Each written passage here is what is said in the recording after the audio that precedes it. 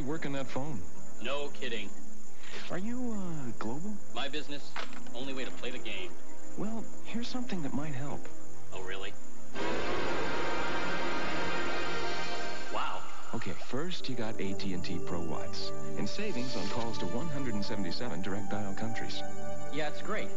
So? So, your most important business calls are probably to just one country. Tell us which one, and you'll save an extra 10% on those calls. It's the favorite nation option. Wait, I tell you Italy, and I get an extra 10% off? Give us the word. Japan. You tell us where you want to save the most. How about the UK next month? Or Mexico? You can change your favorite nation up to twice a month. You control the savings. I like control. Great. Then call us. I will. Canada. Call 1-800-441-5733. Coming up on SportsCenter, Pat Riley's back in town. The Knicks try not to get slapped around again in Boston. The Bulls are stampeding, gunning for 14 straight. And we'll take it to Miami to listen to trade wins at the winter meetings, all at 11:30 Eastern.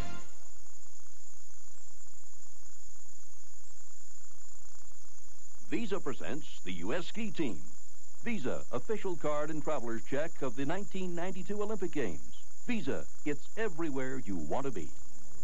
San Diego in the summer and the campus of Point Loma Nazarene College. Not exactly where you'd expect to find the top U.S. alpine ski team training in sports like volleyball, bicycling, and surfing. This summer, though, the ski team followed the snow melting off the mountains and ended up on the beach to take part in a special Visa gold medal athlete camp in preparation for the 1992 Olympic Winter Games in France. For 10 days, the athletes refined current skills and were introduced to the next phase of their individual conditioning program. A well-developed dryland training program, such as the Visa Gold Medal Athlete Program in San Diego, can make the difference between winning and losing, and no one knows that better than the U.S. ski team coaches and sports medicine staff. Special coaches were brought in to teach the skiers the finer points of volleyball, surfing, bicycling, and even Tai Chi. The athletes learned sophisticated sports science techniques designed to set the tone for a successful Olympics and World Cup season. The workouts ranged from basic running exercises to specialized weight training. The goal of the camp is to ensure that our U.S. ski team hopefuls receive the best possible training to compete on the World Cup circuit and the Olympics.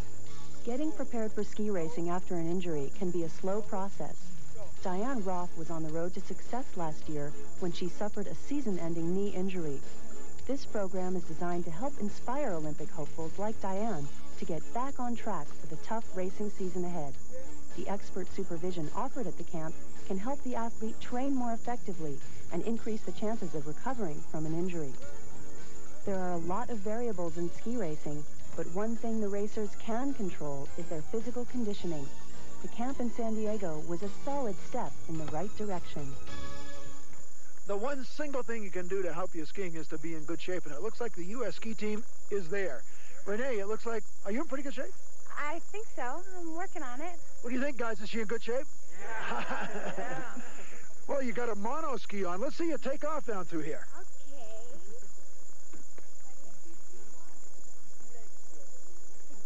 Well, one thing that we can tell is that mono skiing is a little bit different than skiing on two skis. But as far as the U.S. ski team is concerned, they've already started the World Cup season. Let's check in. And now, the Subaru competition update. The World Cup for men started a few weeks ago in Park City, Utah. It was a spectacular opening, complete with street dances. Spectators and ski racers from 13 different countries enjoyed the racing and a holiday in the mountains. But no one had a better time in Park City than the 1988 Olympic double gold medalist Alberto Tomba from Italy. Tomba turned in a great second run of the opening giant slalom event to take the lead. He's going to be way ahead.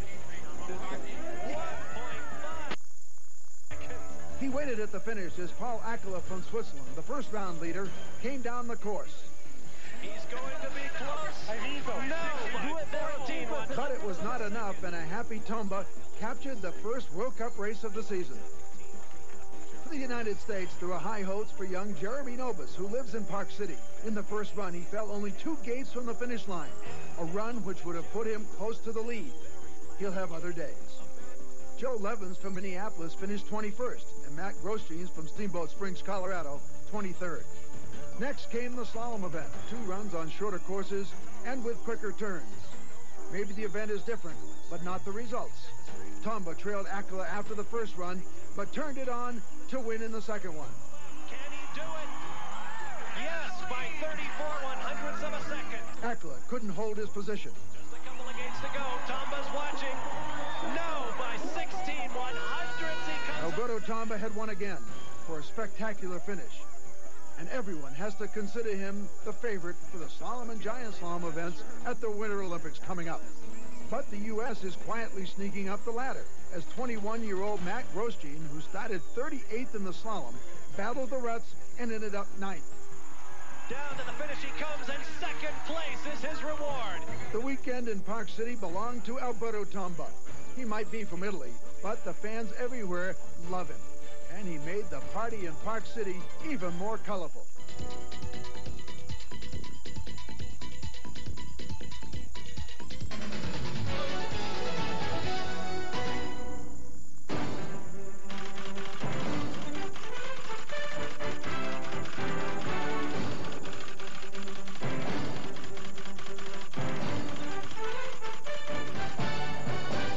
Make this the winter you learn to ski better with tips and techniques from ski's top teaching pros. Found in this all-new Ski Better Now video, yours free. Call this toll-free number today, and Ski Magazine will send you this video free with your paid subscription of only $11.94. Enjoy a full season of Ski Magazine, America's top-rated magazine for skiers. Beginner or expert, reach new levels of ability. Call today to get Ski Magazine, plus your free video, and Ski Better Now. There are a lot of hardcore local skiing on the mountain here today, and one of them is my friend Don Johnson. Don, you're skiing pretty hot. No, I don't know about that. I don't know about... I'm a hardcore addict for skiing, but, you know, I'm one of the guys that gets 2 or 3 weeks out of the year that comes up and, you know, I hammer it pretty good. And about the end of the 2 or 3 weeks, I'm skiing fairly decent, and then in between that time and the next year, I forget every damn thing I knew, so... But, you know, all the local guys are good to me, and they give me hot tips and stuff, so. You know, people usually think of seeing you in the southern country where it's nice and warm, but all of a sudden you're spending a lot of time in the mountains.